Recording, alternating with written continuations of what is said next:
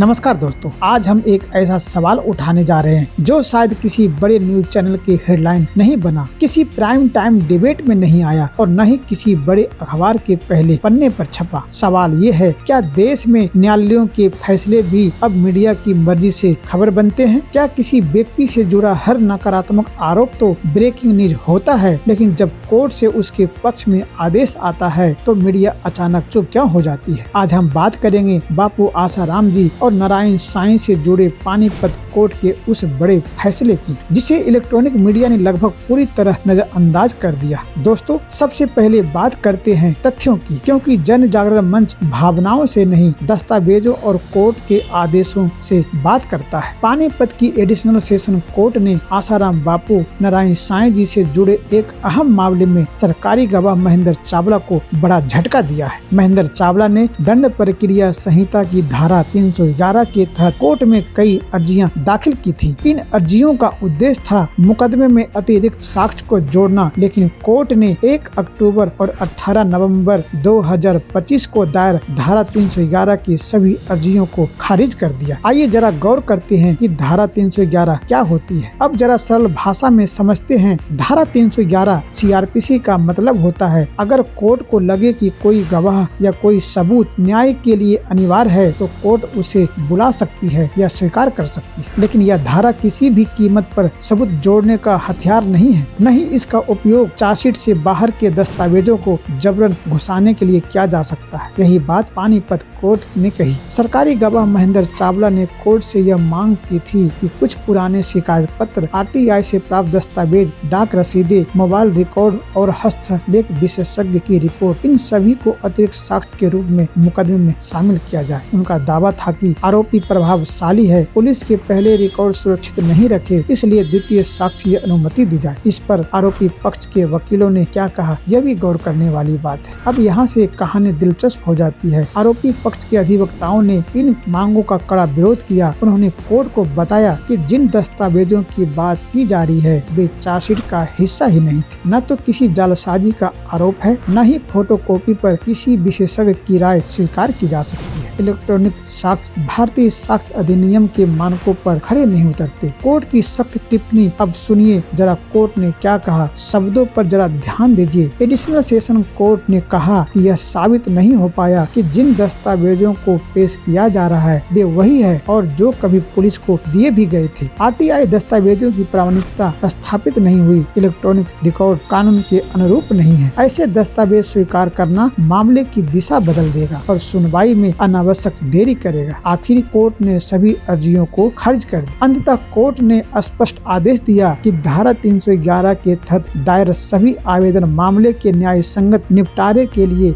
अप्रासंगिक है, इसलिए इन्हें खारिज किया जाता है। दोस्तों, यह कोई मामूली आदेश नहीं, यही महेंद्र चावला जिसके कारण देश में विटनेस प्रोटेक्शन एक्ट लागू हुआ। अब यहाँ एक बेहद महत्वपूर्ण बात समझिए, यही महेंद्र चावला है जिन पर कथित हमले के बाद देश भर में गवाहों की सुरक्षा पर बहस शुरू हुई और इसी बहस के परिणाम स्वरूप देश में विटनेस प्रोटेक्शन एक्ट अधिनियम आया। तो सवाल यह है, अगर यही गवाह एक मामले में कोर्ट के द्वारा अविश्वसनीय ठहराए जाते हैं तो क्या मीडिया को यह बताने की जिम्मेदारी नहीं बनती? अब आते हैं दूसरे मुद्दों पर। दोस्तों, आप बताइए, क्या आपने किसी बड़े न्यूज चैनल पर इस फैसले की ब्रेकिंग न्यूज को देखी? क्या किसी प्राइम टाइम डिबेट में इस आदेश पर चर्चा हुई? क्या सोशल मीडिया पर सत्य की जीत ट्रेंड किया गया? जवाब है नहीं। लेकिन जब भी बापू आसाराम जी से जुड़ा कोई आरोप, कोई अफवाह या कोई एक तरफा बयान आता है तो मीडिया उसे दिन रात चलाती है। क्या यही निष्पक्ष पत्रकारिता है? जन जागरण मंच सवाल करता है, क्या कोर्ट के फैसले आपकी विचारधारा से ऊपर नहीं होने चाहिए? क्या पत्रकारिता का धर्म सिर्फ आरोप दिखाना है या सत्य दिखाना भी है? अगर कोर्ट से किसी पक्ष में आदेश आए तो यह क्या खबर नहीं है? पहले भी आया था सकारात्मक आदेश